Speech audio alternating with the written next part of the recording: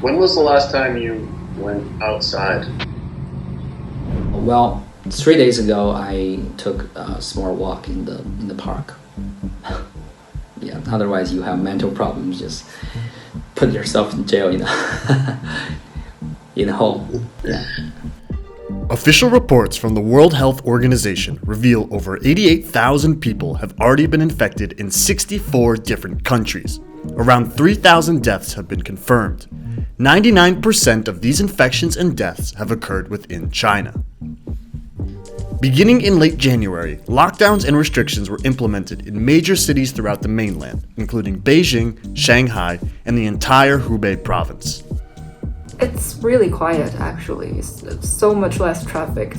I live right in the center of the city, so from my apartment, I can see traffic getting really, really bad every day. But now, you can barely see any cars or people. They're really just trying their best to isolate themselves so that this virus is gonna get better in the future. I'd say people are very, very anxious. People are very nervous. I saw a video of somebody going out in an inflated full-body costume of a Christmas tree because they thought that was the best way to, prevent them from getting the virus is wear a full bodysuit. They don't have a hazmat suit, so they're wearing a costume.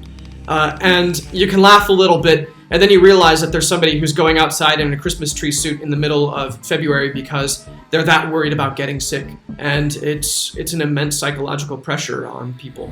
That pressure is affecting everything in China. Personal lives, all levels of business, and even the highest government priorities.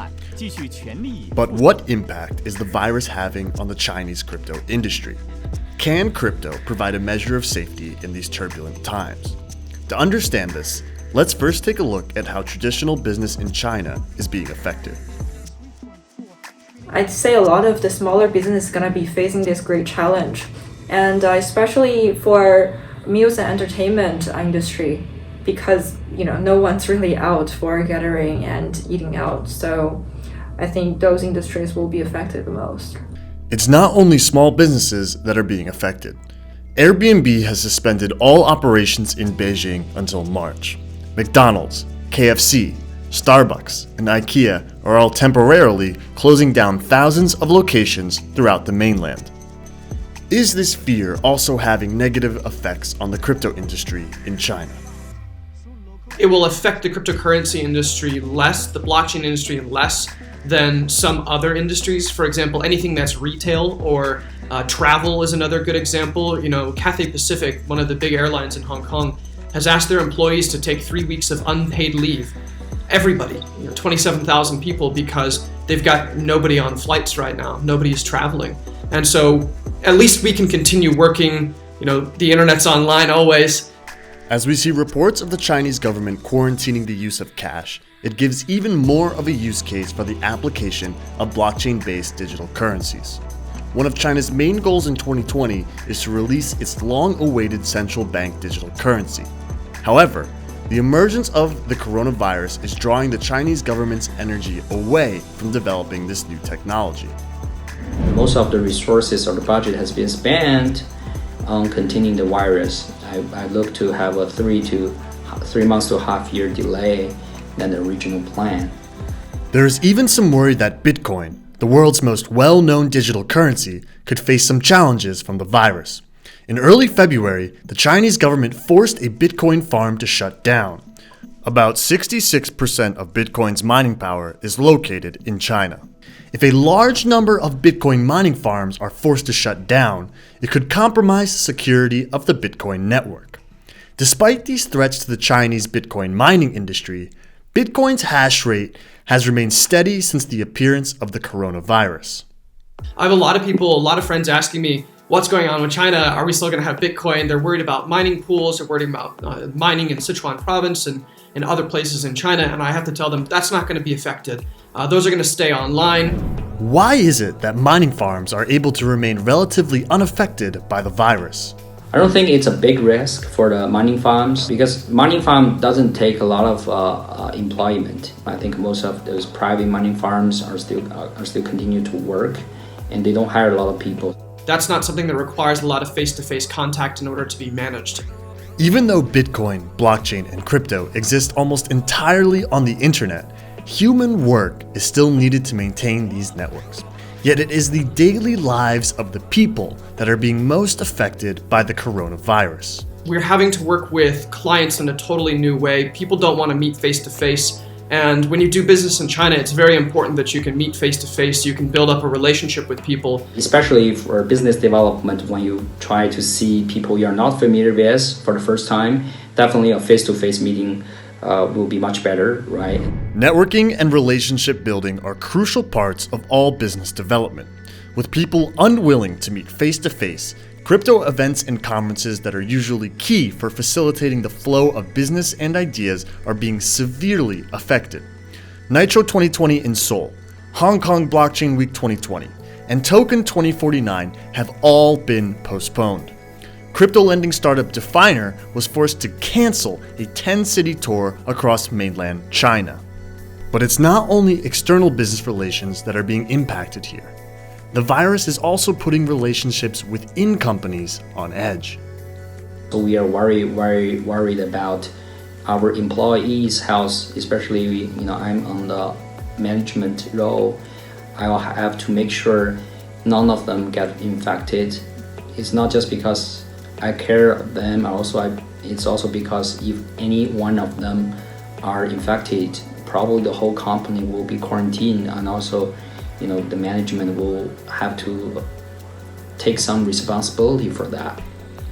The people in China are worried and nervous. Business culture is being forced to change. Cash is being quarantined. And the Chinese stock market has suffered heavily. The Shanghai Composite Index plunged 8% on February 3rd. This was the worst single-day drop in nearly 5 years. However, the People's Bank of China has since pumped over $22 billion worth of yuan into the economy in order to stabilize the stock market. Is this financial fear also having negative effects on the crypto economy in China? The Chinese government doesn't allow the stock market in China to decrease or increase a certain amount. They have like a cap on the size of the move it can make each day. And the first day that the market was open, that people came back from holiday, within minutes, it went as low as it could go in a single day. On February 28th, the Chinese stock market suffered another large tumble, but this time, the fall was mirrored in other major stock markets around the globe. So we've already seen that the coronavirus is taking a toll on economic activity. We see it every day in terms of video, empty streets, empty stores, factories that are effectively shuttered. China is incredibly important in terms of the strength of the world economy. But what's different with this is it's not just a local economic shock in China. It is a shock that's going to be felt throughout the world. And we're seeing other countries like Italy, Korea, Japan, all taking a hit as a result of this. So the same problem that's happening in China, other countries are exposed to. We focus on this type of risk, and this is the type of risk that leads to decreased economic activity. Is there a safe place to weather this financial and biological crisis? What about crypto? People expect the RMB will depreciate because the economy will slow down. A lot of people actually convert their savings to cryptos, convert their savings to USDT or DAI. I mean, I can't blame people who are looking for safe places to store value. China is connected to the entire world, not just through cryptocurrency or blockchain, but in almost every single industry. And it makes a lot of sense for people to say, look, with such a big negative effect on China right now and potentially the global economy, I need to find a safe place to store value, and Bitcoin makes a lot of sense for that. Despite lacking an inherent connection to traditional finance, Bitcoin doesn't appear to be functioning as the safe haven it should be. We saw a major sell-off in the stock market where the prices on consecutive days went down 3%. That is a substantial move in the stock market. Now, if these cryptos were safe havens, then you would expect maybe no change in their value, or maybe even an increase in the value. But that's definitely not what we've seen. The cryptos got battered and dropped by more than 10%. So that suggests to me, in a particular situation of great stress, where people are realizing that there's systemic risk unfolding. The stock market drops as expected. People flee to safe assets, but they didn't flee to cryptos. They fled to the US 10-year bond.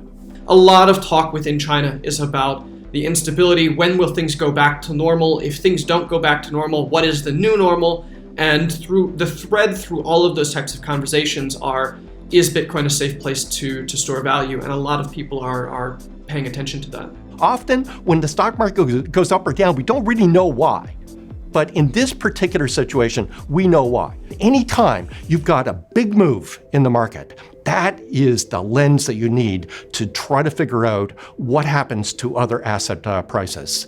And interestingly, it turns out that the cryptos were not a safe haven in this latest episode.